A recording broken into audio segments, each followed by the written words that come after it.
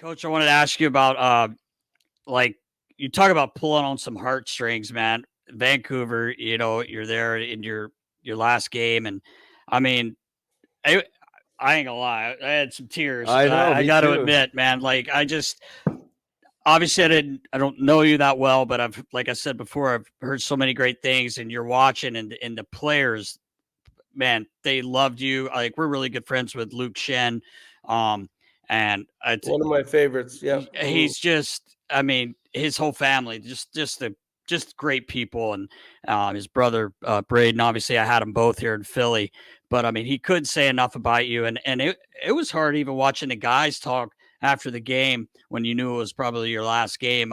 They were visibly upset for you, and no one really understood. I didn't really understand it all, but talk about pulling on some heartstrings, man. I watching your interview and everything, but I don't know what you have to say about it, but I just wanted to bring it up because it was tough to watch because you were loved, and obviously Bruce here, there it is. It caught on. I don't know if you're a big fan of it, but I saw a clip. I wasn't a fan of it at the beginning, to be Right. honest, because the first 10 days or that it happened, I would say in all the press conferences, I says, listen, it's not about me. I don't Right. like it because it's about the players. But Right. at the end, when I knew I was getting fired, I wanted it as loud as I could. And the players Yeah. said, "Oh, come on, let's score. We want to hear the chant," because they didn't want me to get fired. No, Right. but it was already done. Like, I mean, Yeah.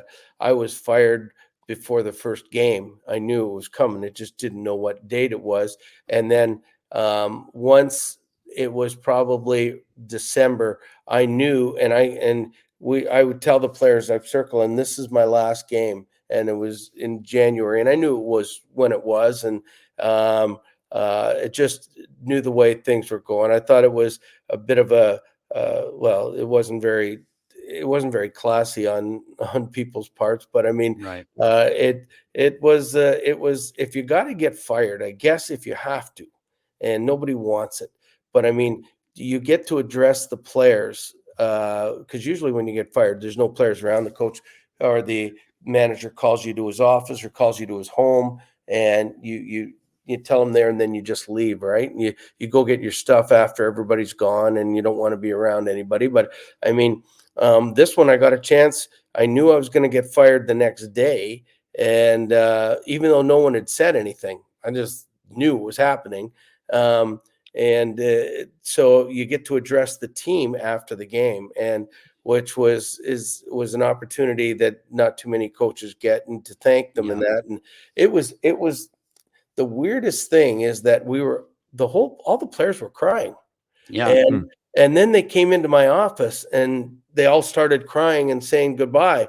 And I hadn't been fired yet, but I thought it was sort of funny, but not funny. I was like Right. taken aback because I mean, I even had all the coaches and the front office staff up to my house after the game because I knew I was going to get fired. And the team services guy, I said, hey, I kept asking him, it was midnight now. And I said, have they phoned you to tell you that, what's going on yet? Then we got the call at 12:10 and I went, now I know. Now I know what time to meet him at the office and that. But I mean, it was already done. I mean, and like I've told people, I mean, people have asked me to write a book about this, and I said I still want to work, and I want to work. I mean, I can't and I would have to really destroy people for what happened. I mean, and not. I mean, factually, not Right. I mean, if I told the facts of everything that went on to everybody, that you guys wouldn't believe it because nothing's been ever done like this in the history of sports that I know of. But I want to still work. I love working at the NHL Network. If somebody would ever have me, this is why people don't say anything. Like, I mean, because they want to work when they get fired, right? They always they say the right things and everything. So I mean, but I mean, I still would hope that there's maybe one more kick at the can for me. So you keep your mouth shut and you don't say anything. That's right. wise. Yeah, Yeah, for sure. Burning bridges and all that never helps nobody. I mean, you mentioned after game one or before game one, you knew that it was going down. It didn't happen until January. I mean, you can say what you feel like you're allowed to say, but any insights on the back end of all this on like why the hell it took so long and like why it played out the way it did? Well, I'm sure it took so long because if they just agreed, I had just agreed to. They had asked me to come back, and I said yes. But I mean, I'm sure it. You know, there was uh,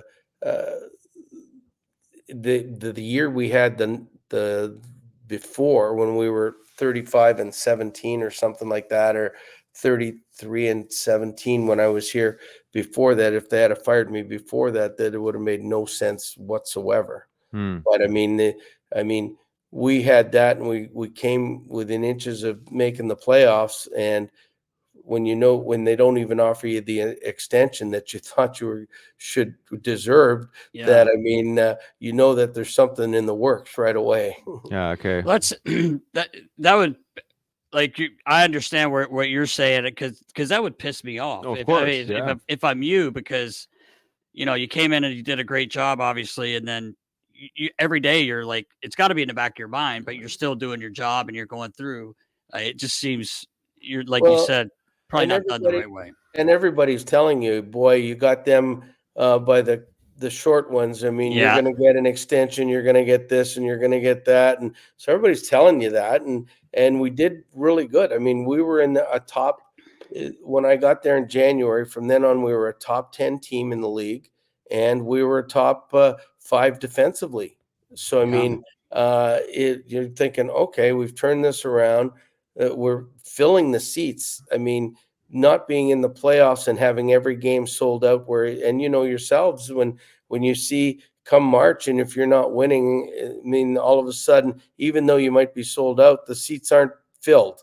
Right. And but we were filling them every night, so everybody thought, oh, this is going to be a cakewalk. I'm in for sure. But it didn't happen, didn't occur. So that's when you know that you're not long for this world as far as in the coaching department. Yeah. Yeah. It's tough. It's this is the part of the game. I've seen my version of it.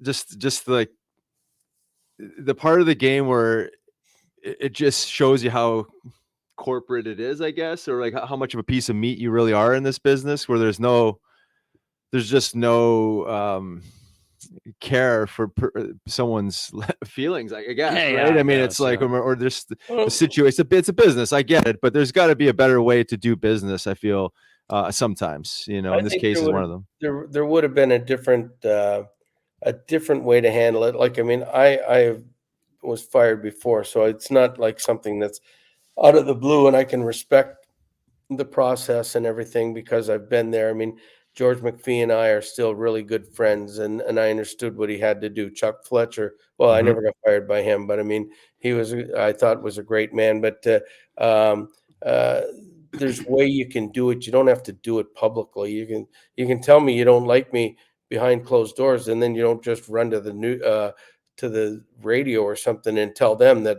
he's no good. Like, I mean, Right. Yeah. those are Yeah. the things that I didn't like to hear.